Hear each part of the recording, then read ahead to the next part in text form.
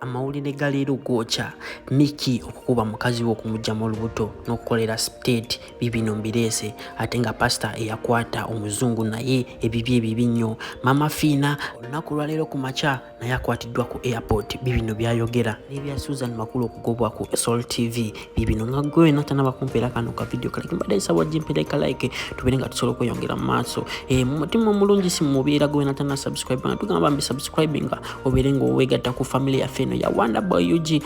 Hajati Kalodo agamba janga kulombere duwa enamba eri awo sembero 67 ebizibu birenga bikola kinga biterera kale katugendelewo mawulire gafaga lero ono musumba oba prophet amanyikiddwa nga Collins ndowooza ebyamutuuka kona nabibaleetera weeks nakusatu mabega video eri awo yakwata omuzungu yavaayo n'agenda n'amulupa mu kooti oba no ku police Uganda nagamba ono pastor oba prophet yavudde bambi nankwata naye nga kyazuuse ntino bambi pastor ono talina musango ebyo nno ebisingawo ngenda bambi baleetera mu video zange ziddako ebyo nno nga tubitadde mabbali waliyo omwana gwe basibidde mu motoka kino kibawa abazadde kibawo ky'okuyiga kintino omwana obanga oweno omwana ng'oli mu motoka obanga olina gy'ogenda mu kibuga tekituuka nnyo mu kibuga omwana tomusibira mu motoka at least making sure nti n'omufunira w'okola ki w'omuteeka kambalekereka video mulabe omwana bwa strangling era nkomewo n'ebirala. A kid has locked themselves in the car.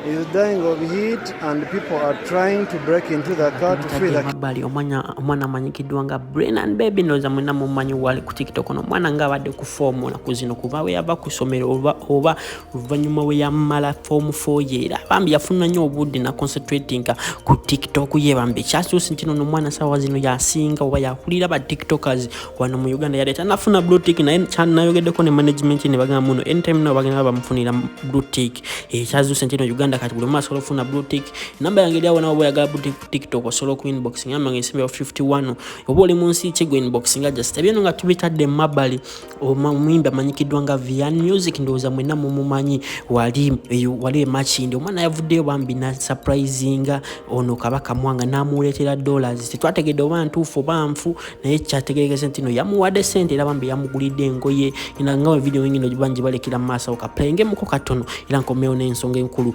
zatulese olunaku olwaleero bambi kabaka mwanga mubale kumubererawo kowe naye nakyo bumugulinawo oba kim namba ya management ndowooza ngenda bangi bafunira ngamwe abalabi bakuwanda boyinga gwe nakyo yagala muteerawo bambi ojja kuba inbox nga kuyo namba obeera ng'osambi obeera olina kyomukoleddewo oba kabaka mwanga wamwe nga we mumuyita kabaka nanga bannayuganda mu kabaka mwanga kale fa abamu beesobolayo okuyamba omwana ono bwe yali nga yakajja jaketi yino ndimusuddemu eya Gucci ngenda muwa ne ku sente zizino ngenda muwa ne ku dola jaga yeyongerera ddala okunyirira waba yali agamba mu kyalo yali anyirira jagala bagambe ngenda nyirira ebisingawo lulina linyirira bitono bindi byakabaka manga nga tubitadde mabbali oluvannyuma lwa Susan Makulu nange naku zino kyeyeekola banange oluvannyuma lwa mufula first lady officially wali ku katuuti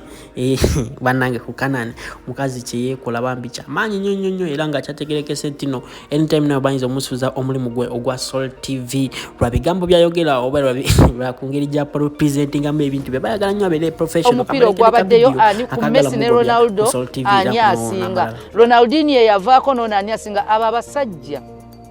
tebetaaga kuwasa betaaga kufa abazike ku bukojja naye ate oyitasobola kufuna mukyala alinga onyizi oyitasobola kufuna muntu yakolamu papa siyo babaze wa man katambi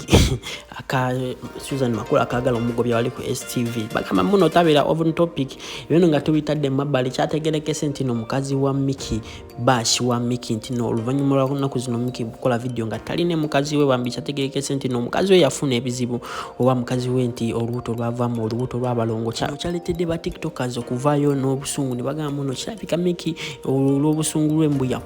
yakuba bash bambi olubuto ne luvaamu era ebyo obujulizi mbu baleetedde ono omusajja wagambye muno yalina obujulizi ngenda bamu baplayingira mu maaso awo beera ng'osobola omwewulirirako era nkomewo n'ebya Mickey okolera state ewali ku Entebbe Airport oba bituufu oba si bituufu Maama Fiina abirina byonna. Mickey seems too funny yakuba bash n'avaamu olubuto lw'abalongo ennaku zino abantu tebakyalaba bash na Mickey lwansonga Mickey yali afudde bash akagoma ng'awuttula naye nga wajano mu kamera atulaga musajja avunaanyizibwa nnyo okutuusa Mickey bwe yavuddeyo n'agamba mbu ekigenda maaso ku airport ye tebimukwatako era yavumye abantu bangi nnyo. Ebya Mickey nga tebinaba kugwa ne Lumbuye bambi yavuddeyo n'aleeta obujulizi bonna tino Mickey ayinza oba akolera state oba gamba ntino akolera gavumenti eya Uganda. Lumbuye yagamba ntino wali abantu abamu betulina okwegendereza naddala wali ku TikTok tino abasinga nnyo ntino buli omu wano ku TikTok ayina agent oba enagwa akolera era yavuddeyo bambi n'obujulizi ngenda bamubalekera Lumbuye era ndete Maama Fiina kukyayogedde ku bya Mickey seems too funny. Now do simeka na kasajja simeka simburubu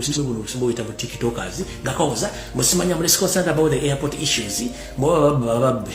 Sebi Entebbe airport enguze susse tebinkwata konze njala kugamba ekigambo kimu bobo oli agamba nti celebrity ngali ku social media nga kwafuna sente nga ne film agifunidde